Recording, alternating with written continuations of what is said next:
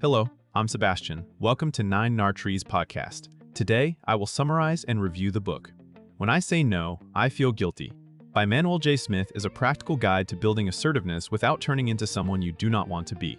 First published as a self-help classic, the book is widely known for translating therapy-informed ideas into everyday language and usable scripts. Smith focuses on how guilt, anxiety, and social conditioning can trap people into saying yes, over-explaining, or avoiding conflict. Rather than promoting aggression or manipulation, he frames assertiveness as a set of learnable behaviors that protect personal rights while respecting others. Readers are introduced to systematic assertive therapy, a skills-based approach that emphasizes clear boundaries, calm repetition, and freedom from unnecessary justification. The book is especially relevant for people who feel responsible for other people's feelings, struggle with pushy sales tactics, or get pulled into arguments they never meant to have. Its enduring appeal comes from its emphasis on practice, real-world examples, and simple tools for difficult moments. I will give you key takeaways from this book. Firstly, personal rights and the roots of guilt. A central idea in the book is that many people experience guilt not because they are doing something wrong, but because they have absorbed unspoken rules about what they owe others. Smith discusses basic personal rights such as the right to say no, the right to change your mind, and the right to make mistakes.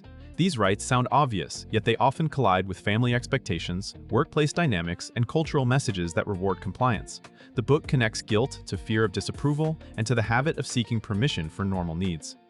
By naming these rights explicitly, readers can start separating realistic responsibility from emotional responsibility, the sense that you must manage other people's reactions to you. Smith also distinguishes assertiveness from selfishness by emphasizing intent and respect. You can protect your time, money, and attention without belittling anyone. This foundation matters because techniques alone can feel robotic if you still believe you are wrong for having boundaries. The topic prepares readers to recognize guilt as a predictable signal of conditioning, then respond with deliberate behavior instead of impulsive appeasement. Secondly, the broken record method for calm boundary setting. One of the most recognized skills associated with this book is the broken record technique, a way to hold a boundary without escalating into debate. The idea is simple: state your position in a brief, respectful sentence and repeat it as needed, even when the other person changes tactics. Instead of offering new reasons each time, which invites counterarguments, you keep returning to the core message. This is especially useful with persistent requesters, sales pressure, or family members who treat discussion as a negotiation you cannot leave. Smith emphasizes tone and pacing, suggesting that calm repetition communicates certainty and reduces the emotional charge. The technique also protects you from over-explaining, a common pattern among people who feel guilty, because explanation can become a trap where the other person evaluates your reasons and decides whether you are allowed to refuse. The broken record approach makes the decision yours while still being civil. The broader lesson is that you do not need to win an argument to be assertive.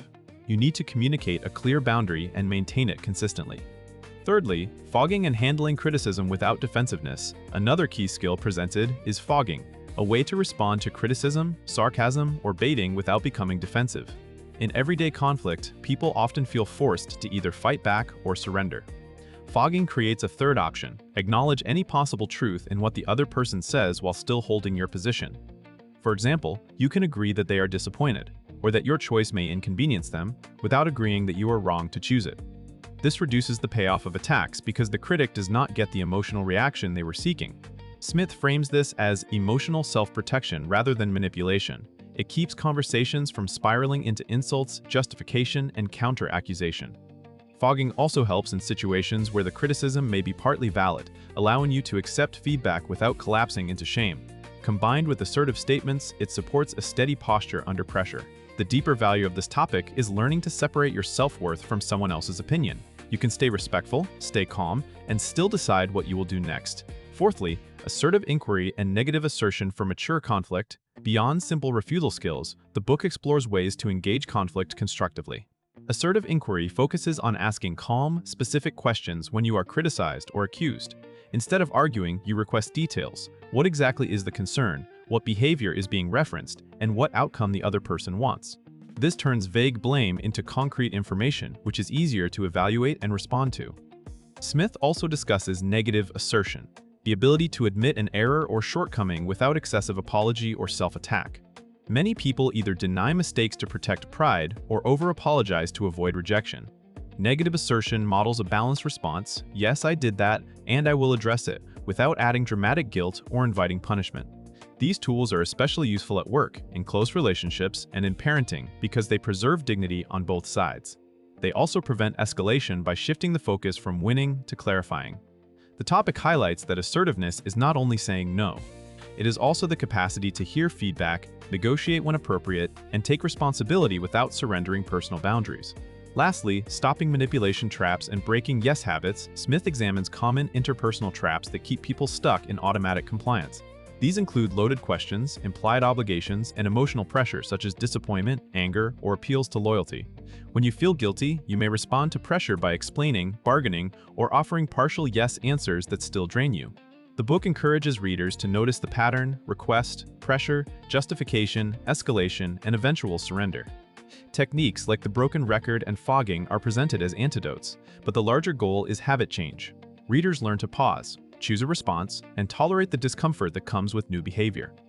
Smith also addresses the fear that assertiveness will damage relationships, suggesting that healthy relationships adapt to clearer boundaries, while unhealthy dynamics often depend on your inability to say no. The topic reinforces that saying yes should be a genuine choice, not a reflex to avoid guilt. With practice, readers can reduce resentment, protect time and energy, and build interactions that are based on consent rather than coercion. In conclusion, this book fits readers who regularly overcommit, avoid conflict, or feel anxious when they need to refuse a request. It is also valuable for people who have tried general confidence advice but still freeze in real conversations, because Smith focuses on specific behaviors you can rehearse and use under pressure. The benefit to daily life is practical: clearer boundaries, fewer resentful yes answers, and more honest communication.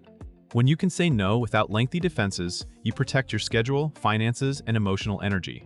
You also become easier to trust because your yes starts to mean yes. Compared to many modern assertiveness books that lean heavily on motivation or personality typing, this title stands out for its straightforward skill orientation and its emphasis on predictable social dynamics like criticism, persistence, and guilt triggers. Its tools are memorable, easy to practice, and adaptable to work, family, and customer interactions. For buyers, the value lies in durability. These techniques do not depend on trends, and they support long-term behavior change through repetition and self-awareness. If you want a classic, method-driven approach to assertiveness, it is worth owning. If you would like to support Manuel J. Smith, you can buy the book through the Amazon link I've provided in the podcast description.